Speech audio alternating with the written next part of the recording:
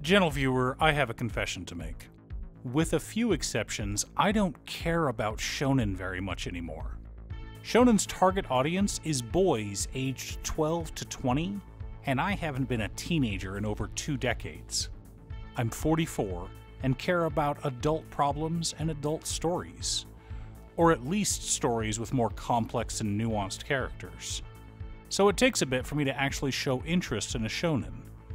I read at least the first couple chapters of every new Shonen Jump series, just to see if something sparks interest, but most of them I drop after 1 or 2 chapters.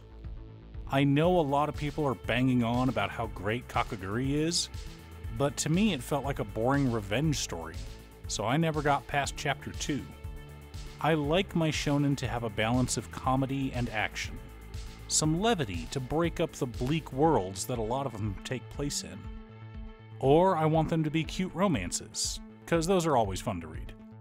But today's video is about a series that has very little romance, a ton of action, but also enough comedy to fit my niche. As a bonus, it also has an adult character working his best to achieve his dream, which is something that resonates with me. Welcome once again to Musings by Danon. If you're new here, welcome.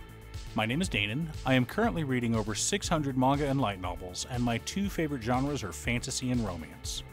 So on this channel, we talk a lot about both of those genres. But we tend to look more into story structure and tropes rather than how cool the fight scenes are, or how great the animation or artwork is. Which brings me to the subject of today's video, Kaiju number 8. Also, and I know it's annoying to keep hearing this, but statistically if I don't ask you to like and subscribe, the video gets fewer subscribers. Oh, one more quick announcement before we get started. I'm going to be streaming on this channel as well as Twitch. It'll mostly be Final Fantasy XIV, but you're more than welcome to pop in and talk about manga. Honestly, about half my streams are talking about manga, anime, or Commander. With that out of the way, let's get back into the video. Kaiju number 8 is based on the manga of the same name. You can buy copies at your local bookstore, order them on Amazon, or read the whole series over on Viz's Shonen Jump app.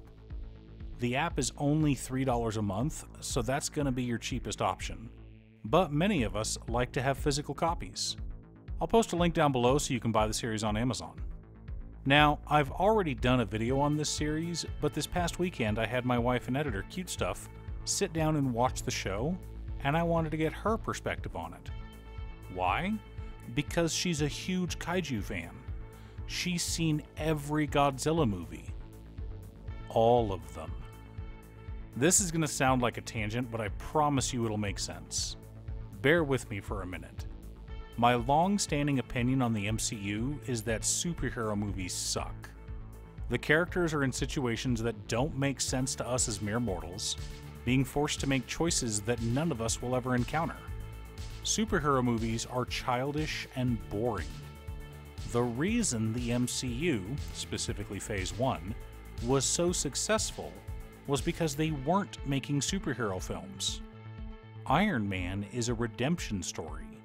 Man versus himself. Tony Stark has to overcome his base nature and become a better human being.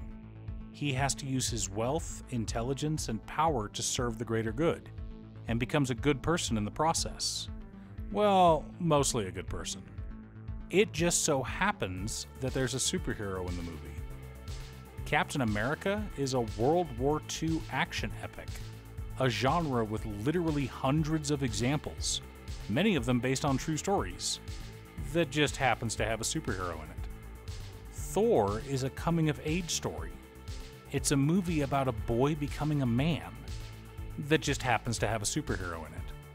Meanwhile, The Hulk was a superhero movie, which is why it sucked. The reason I bring this up is to explain my wife's feelings about Kaiju number 8. Cutestuff is a Kaiju fanatic. She has seen every Godzilla film and quite a lot of Kaiju films that don't have anything to do with Godzilla.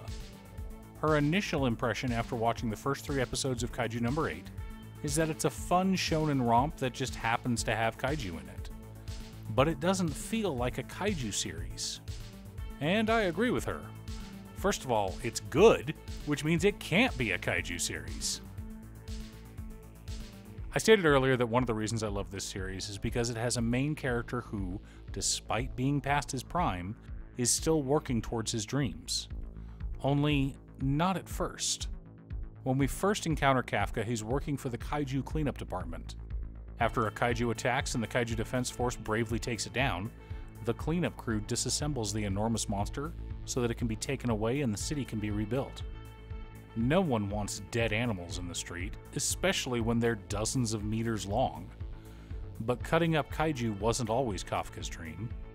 He'd dreamed about taking down Kaiju together with his childhood friend Mina. Well, Mina achieved that dream and is now the captain of the 3rd Squad and the poster child of the recruitment department. She's pretty, popular, strong, and a great leader. Everything you want in someone who kills Kaiju and saves civilians. And she still hasn't forgiven Kafka for not keeping his promise to stand by her side. Anyway, one day a new part-timer joins the cleanup crew, Ishikawa. He and Kafka don't get along at all. Right off the bat, Ishikawa insults Kafka for giving up on his dreams. But Kafka is a good senpai and shows the kid the ropes, even if he is a punk. After a day of working, Ishikawa starts to respect Kafka and is grateful for his guidance. He also lets him know that due to low recruit numbers, they're raising the maximum age for joining the Kaiju Defense Force to 33, which means he has one more chance to join. If he wants to, of course.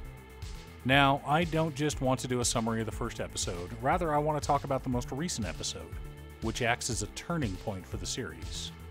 So consider this your spoiler warning. Cute Stuff, please put a timestamp for our viewers to skip through. Thank you, love. This episode reminded me of episode 4 of My Hero Academia, when Deku uses his powers for the first time to save Araka. Sure, Kafka used his Kaiju powers prior to this, when he saved the little girl and her mother. But this time it was different. Rather than just showing up as a Kaiju, Kafka transformed in front of someone in the Defense Force. Sure, it was to save her, but it was still very risky. Additionally, we finally got a hint at the power of the villain. A creature strong enough to not only take down Shinomiya in the blink of an eye, but also one capable of regenerating Kaiju. Now, it's starting to feel like a Kaiju story. A Kaiju with mysterious powers able to control others and bring them back to life? Not only that, they're far stronger after he regenerates them. What plans does he have for the future? Also, I love villain introductions like this. We just had an entire episode and a half showing off how badass Shinomiya is. She's unstoppable. Other high-value recruits who would normally be the top draft pick any other year are struggling to even get an assist. She's running circles around them, taking all the Kaiju for herself. She's super elite, and she stands no chance against this new villain. Now this series has a real threat. Sure, as Kaiju number 8, Kafka is by no means the first Daikaiju, but it is possible that this new Kaiju is even more powerful than Kafka. The Defense Force is barely keeping a lid on the Kaiju threat as it is. Otherwise, they wouldn't have raised their age limit for new recruits. But with the rise of this new threat, how will they keep Japan safe? And how long can Kafka keep his secret? What will happen to our hero when the people he's protecting find out that he's one of the monsters they're sworn to destroy? Well, you can keep watching to find out, or you can read the manga. Thanks for tuning in. Once again, a huge shout out to my editor Cute Stuff. I couldn't make these videos without her.